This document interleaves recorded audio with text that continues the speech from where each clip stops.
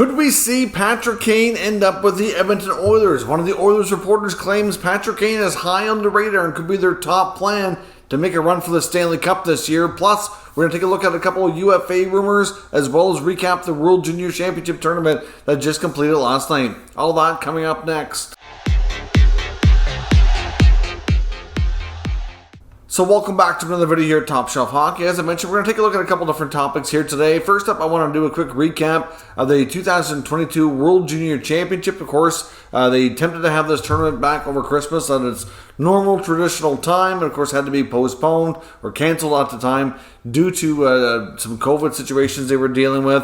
Of course, at that point, things were still quite a bit different than they are now, and of course, fortunately, they were able to reschedule this tournament for August. I know it's not really the optimal time or ideal time. I know the attendance was not fantastic at all, but at the same time, it is summertime. A lot of people are taking vacations, and it's not really, like I said, the first forefront of the mind here for a lot of hockey fans, especially with the prices and the hockey tickets. It might be the difference for some people between having summer vacation or going to a few games. It's not exactly cheap to do, but at the end of the day, the tournament was played, and I know with the Hockey Canada scandals and stuff, and all the investigations and all the other stuff going on here, some people I think were kind of feeling different about things, but at the same time, the thing I do feel good about is this group of players, regardless of what your thoughts are on the other investigations or what may have transpired in the past or where things are at with Hockey Canada as an organization, which obviously changes are definitely needed and hopefully coming.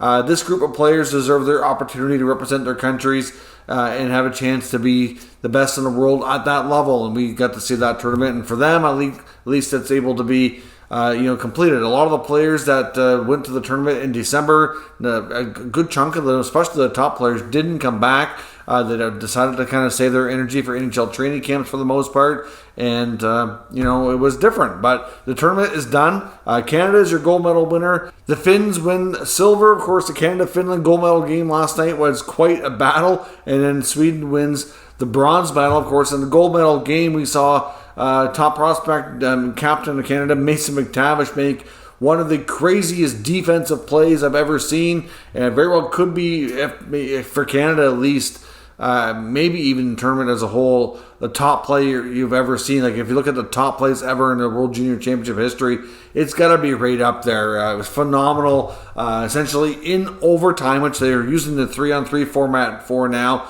The Finns had a shot. It got by the goalie. It was going straight in the net, and McTavish knocked it out of mid-air with a stick, went straight down, basically landed right in front of the goal line, and he was able to keep it out. It was an insane play. The hand-eye coordination on this kid was phenomenal. And the Canada captain comes up extremely clutch. He was obviously a top player in the tournament, was tournament MVP, certainly a man amongst boys for the most part, you could say. He was dominant. He and Connor Bedard early on were absolutely ripping things up, and certainly, one of the top guys who came back to play because he wanted to represent his country, he wanted to get a gold medal, and this was important to him, and he was able to accomplish his goals. I mean, Mason McTavish has been on a worldwide train here for the past year. Like, when the OHL was shut down, he played in Switzerland, and of course, we saw him play in Anaheim for a while. Then he goes back to the OHL and played for multiple teams. After getting traded, he went to the Hamilton Bulldogs, played there,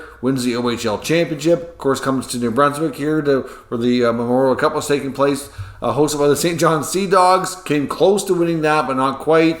And then, of course, goes back and now in Alberta to win the Canada, the gold medal here at the World Junior. So he's been all over the place and certainly has a real bright future ahead of him. Certainly one of the top standout players. I mean, he and other Duck prospect Olen Zellweger are a couple of the top players for Canada. Zellweger had a phenomenal tournament, one of the top defensemen.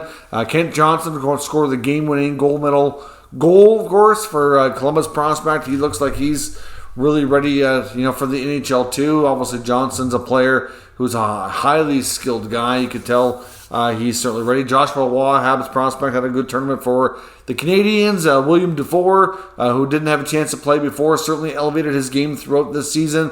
Won a Memorial Cup with the Sea Dogs. Wins gold with Canada. Scored some big goals, including a goal in the gold medal game. So that's got to be huge for his confidence as he prepares to play his first pro season here this fall. Of course, his Islander prospect teammate, Atu Ratu, of course, from Finland, also had a phenomenal tournament. I know, he might not have had the greatest game in the final here for the gold medal, but overall, I think he had a real solid tournament, and it was a real nice opportunity for him to step up his game, and I think he certainly took full advantage of that whole top line, with Hirvonen and Kamel. Like, those guys all had solid tournaments, and they were standout players for sure. Robbie Herventi of the Senators prospect, another Finnish player who had a solid tournament. Ridley Gregg, another Sens prospect, got hurt, missed the last couple of games, but prior to that was one of the top players in the entire tournament. Jesper Wallstedt, of course, a wild prospect goaltender for Sweden, was the top goalie, phenomenal there as well. I thought the Finnish goalie also, who played the last couple games for Finland, was absolutely rock solid as well. So certainly lots of great players there that had phenomenal tournaments. A couple disappointments, I'd say. Simon Edmondson, Red Wings prospect, expected to have a shot at making the NHL this year. Didn't have a great tournament for Sweden. He himself even made comments that he was disappointed with his play. He did have a few other things going on, including a minor injury, and I think he even battled some food poisoning this past week. So that certainly factors into things too. Matthew Nyes, a Leafs prospect for Team USA. Overall, I think the top line that he was playing on there was Matt Coronado. Coronado was certainly a phenomenal player. I thought Nyes had a disappointing tournament myself. No goals in the tournament. He had 3 assists, but certainly didn't really shine like you were kind of hoping he would here. Certainly Brad Lambert, Finland, another guy who was real good in December in the few games that he got to play. Was a play driver and really solid for Finland. This time around we saw his ice time cut and even be a healthy scratch. So the Winnipeg Jets prospect, who was a later pick in the 2022 draft, had a chance to really kind of, show him his skills here, and it didn't really work out. So that's disappointing for some of those guys here for sure. But overall, it was a good tournament. Like I said, the attendance wasn't great. Next tournament, of course, will be up in December, hosted between Moncton and Halifax, which is something I'm certainly hoping to be able to attend here. Should have news on tickets here soon and see what we can do. But certainly the next tournament will be a little bit more traditional, and hopefully before then we see a lot of other things kind of clarified here with the future of Hockey Canada and what has gone on in those other situations that are being investigated, etc. And hopefully we can start to move past that and into the future with some changes that are certainly necessary. Now, a couple of UFA rumors here. One, when it comes to the Vancouver Canucks, they're still linked to a couple of players out there that are available in the open market. One being Evan Rodriguez. Now, of course, Rutherford and Alvin, of course, from their time in Pittsburgh, would be familiar with Rodriguez. He's had a real solid year for Pittsburgh last year. I'm kind of surprised right now that he's still remains out there as an unsigned free agent. But like some players that are still out there, and like Nazem Kadri was doing for so long, waiting for space to be cleared. And the Flames finally had a deal to move Monahan, so they finalized that contract and so on. So like Rodriguez is still in that predicament where the Canucks are interested, but I know the Canucks were expected to be busy, and they haven't done a whole lot. I know Calvin DeHaan's another UFA defenseman that they're still linked to here as well, looking at maybe bringing in a veteran reinforcement. I think they still have some concerns from what we're hearing on Tucker Pullman's health and whether or not he's going to be able to start the season. So having some extra veteran reinforcement there in the blue line is something that they're interested in doing, which probably makes sense. But I know that at one point it seemed like they were maybe more interested in even kind of remaking that blue line a little bit, but nothing really materialized via trade. So we'll see where things go on those front. But a couple of players that the Canucks are certainly keeping their close eye on. Another UFA who's I'm surprised that he's unsigned right now is former Coyote Phil Kessel. Phil Kessel didn't score a ton of goals last year, but he was on a weak team that struggled offensively, but he was more of a playmaker and still put up solid point totals. Was a 20-goal scorer the season before in a shortened year. I think Phil can still play. 34 years old, and is currently linked to the Edmonton Oilers as being one of the main teams that are interested. But as we're going to talk about here, the Oilers might have some bigger moves up their sleeves, and it might be something that they're going to really have a hard time to do because of lack of cap space. But according to Gene Principe, of course, one of the Oilers reporters and media personalities here that covers them through their broadcast, was on Oilers Now with Bob Stauffer talking about a few things. And according to him, he says that the Oilers plans, he said plans 1 and 2, like the top 2 players that they would be targeting would be Patrick Kane and Phil Kessel. But Patrick Kane appears to be the main thing that they'd like to be able to do, and if it's not at the start of the year, probably later into the season, to be able to solidify this team and make a real effort at a Stanley Cup victory. Now, we know that the Blackhawks are quite likely going to move Kane and Taves if they're willing, and it's believed that they will be. The Blackhawks are not expected to be a very good team this year. They're expected to likely be well out of the playoffs, which should be something that they can help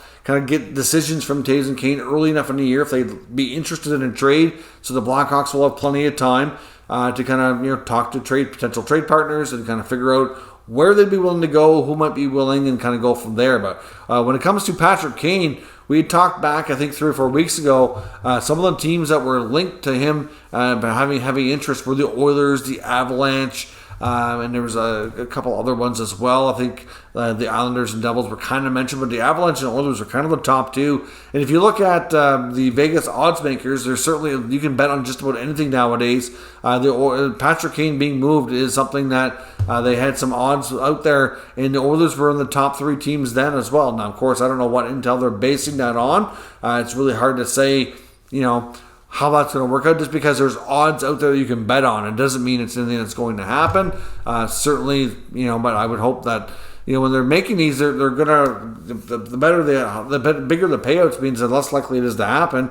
And obviously, they'd have intel suggesting that it's not likely for a different kind of set of odds that way. But those are the teams that they feel that he's likely going to end up with Edmonton being and Colorado being right near the top. Now, I can see the Avalanche, especially after losing Kadri here, making another push. They're going to want to repeat as Stanley Cup champions if at all possible. And Patrick Kane's a player who's versatile and well experienced, has cups to his name, and I can see there being heavy interest there before. The Avalanche were one of the first teams in the past before this ever really ended up in a situation like it did in Chicago, where the rebuilds was in full effect, asking about a potential Kane trade before it was even being talked about publicly. So it wouldn't be shocking and surprising if they're heavily in the mix here as well. But the Edmonton Oilers, of course, would have to move some money out. Obviously, they're over the cap rate now, but they do have some LTIR space that they can take advantage of, which means it's going to be difficult for them to accrue cap space throughout the year if they're playing in LTIR, for much of that time, which is quite possible. You have to think players like Tyson Barrie, Warren Foegele, maybe even Jesse Puljujarvi are all your more likely candidates for potentially being moved out to create the necessary space. I don't know that they would actually end up in Chicago per se. The Blackhawks are probably more interested in draft picks and prospects. Edmonton could move their first round pick, for example, in 2023, which I know the Hawks will be heavily interested in, especially given the fact that Connor Bedard will be at the top of that draft board and several other good players coming after him. So I know that their prime target here is to get as many picks as they can for that draft and to load up on prospects. Of course, the Oilers have some other prospects and younger players that might be of interest to the Blackhawks. Would they maybe consider Philip Broberg?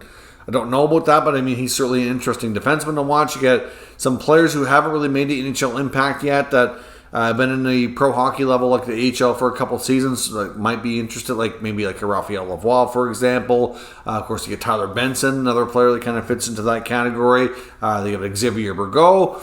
There's other young players there in the Oilers system. Carter Savoie, another player who's potentially very offensively gifted, that could fit in Chicago's future plans too. I mean, so we'll have to see where this goes. The Oilers do have enough draft currency and interesting prospects that I think they could pull off a deal with Chicago. Of course, Chicago would most definitely have to retain 50% of Kane's salary, and depending on where they're at with their cap and what else they've moved out, and if they're living in LTIR or able to accrue space or whatnot, they might even need a third-party broker team. But having somebody connected to the Oilers who would have a lot of inside info suggests that he's their prime target was just an interesting item that I wanted to discuss here today. Certainly, he's been correct on other items, like Gene's a connected guy. This is not the first time he's had some interesting intel and other things that he's talked about before has certainly come to be, so he's credible for sure. So I do believe what he's saying is is accurate, but of course doesn't mean it's going to happen. It just means they have heavy interest, right? When you hear some of these rumors, certainly lots of teams have interest in things and they don't always come to be, but that's what I like to do is if the topic is interesting, I like to talk about it, see what everybody else thinks. As a community, do we think this is something that's going to happen? Is this something that is reasonable? Should it happen? What are your thoughts on it? Just to get the conversation going, to see what everybody is thinking out there. That's the whole point. It's a discussion-based video, discussion-based channel, and certainly, like I said, I want to know what people think. Do you think Edmonton going after Patrick Kane is the right move to make their Stanley Cup run? Do you think it's realistic? Of course, his buddy Duncan Keith, who we played with a long time in Chicago, ended up there. We'll probably have a lot of good things to say. It's also being reported and rumored too that Duncan Keith is likely going to be remaining with the Oilers, even though he retired in a different capacity, working with them in some kind of front office capacity. That role, I don't believe, has been quite determined as of yet, but he is expected to be remaining on in a different kind of role. So obviously, could they use Duncan Keith's influence to help Patrick Kane want to come to Edmonton and team up with Connor McDavid to win a Stanley Cup? Be interesting to have, Vander Kane and Patrick Kane on the same team. Kane, McDavid, I don't know, how would you do the lines? Of course, you get Draisaitl in there as well, Nugent Hopkins, Yamamoto, Puljujarvi. It's hard to say how this is all going to line up and come to be. That's why I wonder what else is going to have to move here for this to have any chance of actually taking place. But do you see any possibility of Patrick Kane waiving his no move to go to the Oilers for a Stanley Cup run?